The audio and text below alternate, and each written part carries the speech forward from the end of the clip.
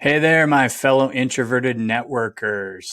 I'm coming to you this week with a little something different. It's obviously going to be about networking, but I got an idea this week when I was going through my LinkedIn feed. I've got a lot of friends on LinkedIn that talk about things like networking and talk about career advice and resumes and things like that. And I was looking at a guy's post. His name's Steve Brady. He's somebody I've linked to in the past. I've followed him a ton. He does resumes and career coaching. Great guy. You should definitely follow him on LinkedIn. But he had a post this week talking about keeping your LinkedIn profile up to date and saying just take 20 minutes every couple months just to make sure things are up to date.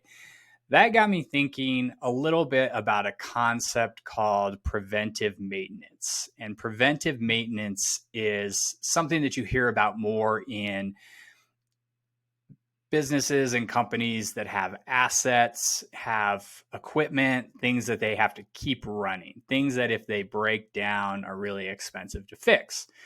And they have programs where they make sure that they're checking it out, inspecting it, making sure there's not any problems, mechanical issues.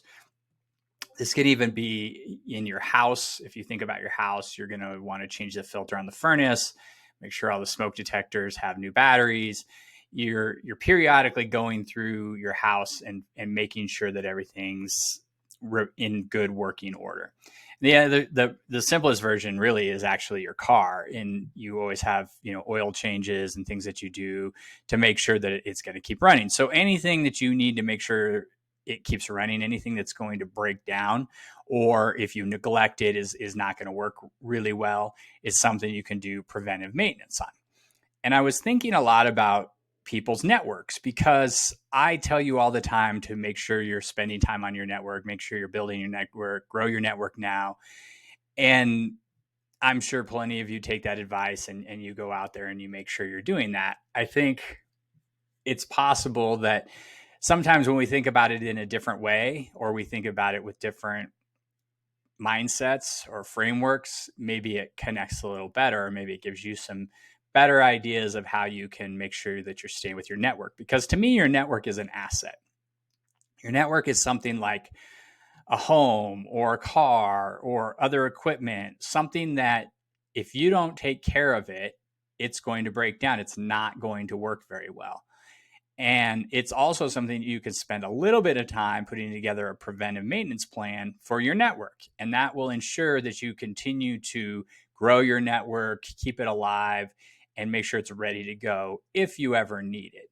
And I went through and I looked up some information on what do normal preventive maintenance plans have? What are the elements of those? And then I tried to create the, I guess, linkage to what you would do if you were doing this for your network. That's really what I was trying to get to here. So I'm going to walk through the pieces of a preventive maintenance plan, and I'm going to also tell you what that means for networking.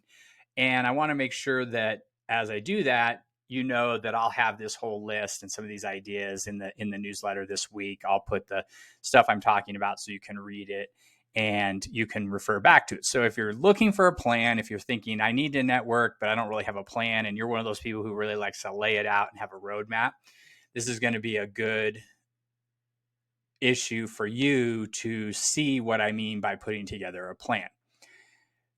Let's get started. Let's talk about, I'll list off what the preventive maintenance element or step is, and then I'll talk about what that means for networking. The first thing when you have a preventive maintenance plan is you have to inventory your assets. You have to know what equipment you have. And in your network, that's your list of connections. You have to make an inventory of your connections and know who it is that is either already in your network or who you want to be in your network. Now, for finding people who are already in your network, a great way to do that is to get your LinkedIn data archive. And I talked about this in issue number 11, and I actually just posted about this last week on LinkedIn, how to get your LinkedIn data archive and what to look at. And the thing you want to look at in your archive is the connections file, right? So if you get your LinkedIn data archive, you're going to get a bunch of files that you can open in a spreadsheet program. And the one that says connections is going to tell you all your first degree connections. So this is a good place to start because these people you're already connected with, and go through that and start to pull together your list of people who you think are existing connections. Now, you could have first degree connections that aren't really that close to you. So certainly not everybody on that list is probably going to be in your connections inventory here, but a good number of them are, and that's a good place to start. Once you do that, you're going to want to refine the list a little bit. And this goes back to an idea I talked about in issue 35 of the Introverted Networker newsletter. And it's this concept of 525, 150. The idea being that, and this came from a guy named Sean Johnson, who I wrote about it in that newsletter article. I'll link to that article again. He found out he met somebody who does this, and they take their top 5 people that they're really working to help in their network, and then they say the next 25 are people that they know well, and they're trying to help them when they can, but maybe not as much. And then the 150 is everybody you kind of know. Now you may be thinking to yourself, I don't have 150 people, and that's fine. You can do 25 and then figure out of the 25 who are the top 5, or 30, figure out who are the top 5, and then you have 5 and 25. The idea is just to get a list of connections somewhere that you can refer back to. And this can be in a spreadsheet or a note or however you like to track data. There's no one way to do this, but that's something to do. So take an inventory of your connections, make sure you know who's in your network and who you want to have in your network. The second part of a preventive maintenance plan is scheduled inspections.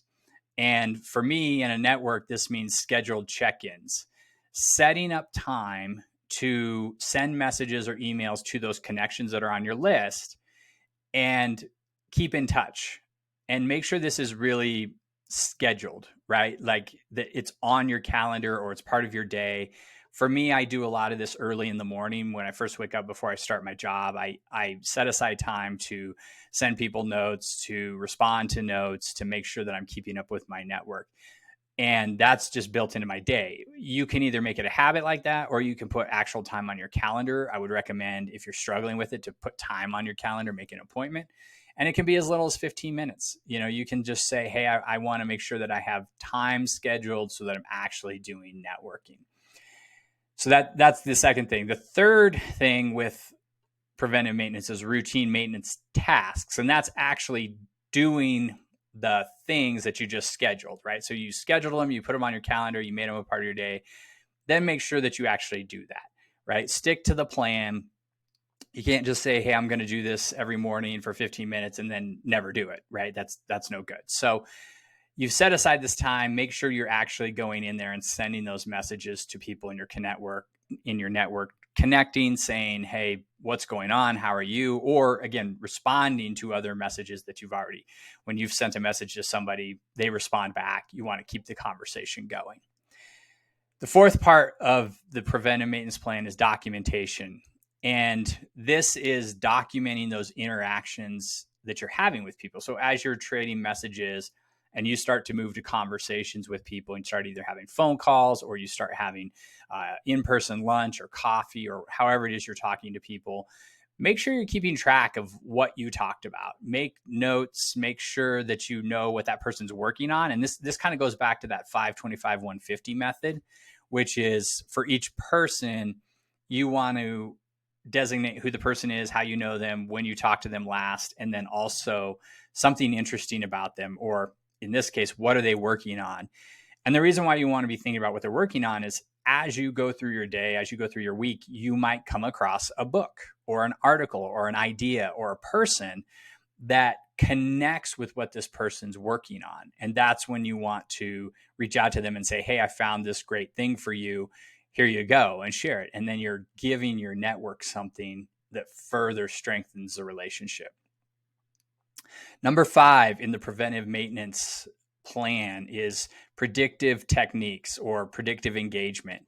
And for networking, this is thinking about the idea that any opportunity where you're with people is going to be an opportunity to network. Now, you don't have to put a lot of pressure on yourself to network all the time.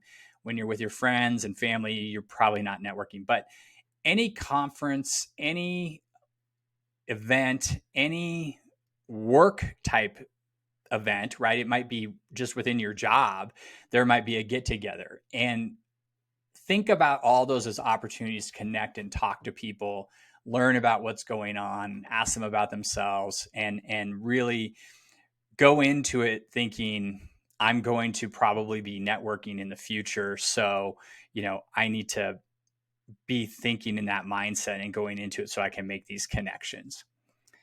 The sixth part of the preventive maintenance plan is training. And for networking, this is developing your skills, developing your networking skills, developing your communication skills.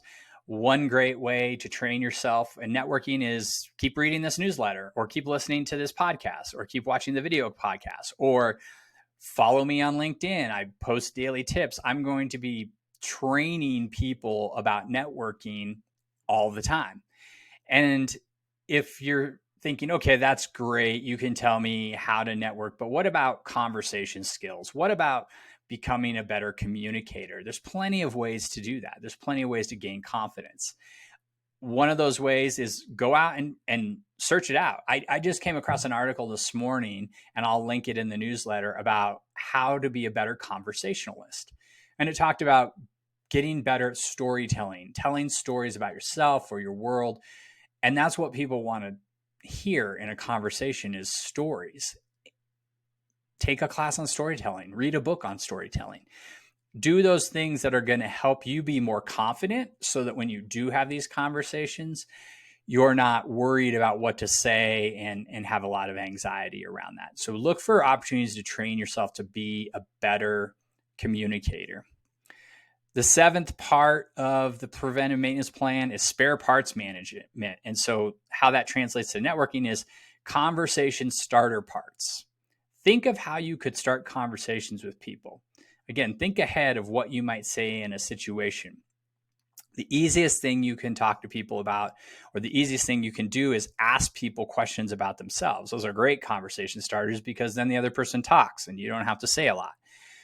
But some of those questions might be, tell me about yourself, which is really generic. So you might want to get more specific, like, what are you working on this week? Or what was your biggest accomplishment last week? Or do you have a vacation coming up? Or when was your last vacation?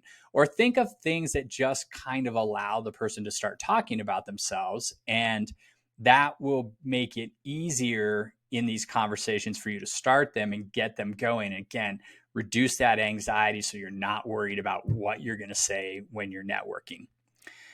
The eighth part is emergency plan. So emergency networking plan. The idea here is just that you're ready in case all of a sudden you get in a situation where you're having a conversation and maybe you didn't plan.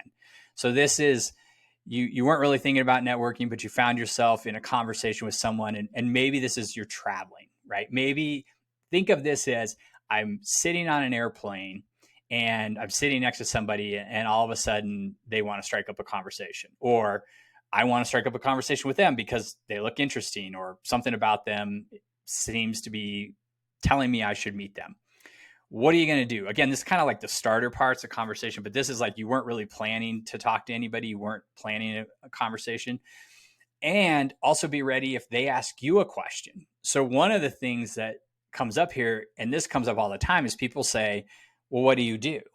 Right. And we've talked about this. I talked about this in issue number 44. And it was Clay Hebert's TEDx talk about how to answer the question about, what do you do? And this kind of goes into your emergency networking plan piece of your preventive maintenance plan, is be ready with that answer. Think about it now. Think about it in advance. If somebody says, what do you do? Be ready to answer that question. So if you don't have an answer to that question, go back to issue 44, check out the talk. It's in there, the link to the YouTube, and it's a great framework. It's really quick to figure out the answer. Well, not to figure out the answer. It's really quick to understand the structure. You might have to work on the answer a little bit, but a great thing to have in your pocket in case you get into a networking situation you weren't planning on. Number 9 in the preventive maintenance plan is feedback. So getting feedback on what you're doing. I think this newsletter, this podcast, you can always share your comments of what's working and what's not in the comments. If you're not comfortable sharing with the world, you can always send me an email and I will give you feedback on what you're doing. I've asked people to send me the messages that they're emailing to people that don't get answers or aren't getting the right answers. And I try to troubleshoot it. Now, I don't have silver bullets to make sure that this always works, but I can always give you feedback. If you want a really quick answer from me and you don't want to send me an email, or you think send me an email, it's going to be a couple days, go to my networking chatbot. It's trained on my book and on my newsletter. So every time I write a newsletter, I upload it into this chatbot and it learns what I've said in the newsletters and in my book. And when you ask it questions, you're basically getting answers from my material. You're getting pretty much what I would tell you anyway. So check that out. I'll link that in the newsletter. It's on my website. Really cool, really awesome kind of thing I've come across and have been working on. So check that out if you want to get a quick answer from me and get feedback on what it is you're doing, or if you're having a problem and struggling, that's a great place to a great way to get feedback. And the last one in the preventive maintenance plan is continuous improvement. So always be looking at what's working in your networking and what's not. If it's not working, let's adjust. Again, kind of going back to the feedback, you don't have to keep doing the same thing over and over again and hoping for a different result, right? It's the, doing the same thing over and expecting a different result is, the definition of insanity. So if it's making you crazy, if the networking's not working, let's make some adjustments and be open to new stuff and new approaches. So those are that's my preventive maintenance plan. That's kind of what I was thinking about this week. Like I said, it just kind of came up, and I like putting this framework around it because it does give you some very actionable steps, and it does them kind of in a plan or in a project plan or a framework that maybe for some of you is going to make it a little bit easier to stay on track and plan out your networking. Have a great week. Hope you're doing well. If you have any questions, please leave them in the comments. Be sure to subscribe to this YouTube channel. Make sure you share the video the audio podcast or the newsletter with somebody who would need it. And as always, go out there, meet some new people. I'll talk to you next week.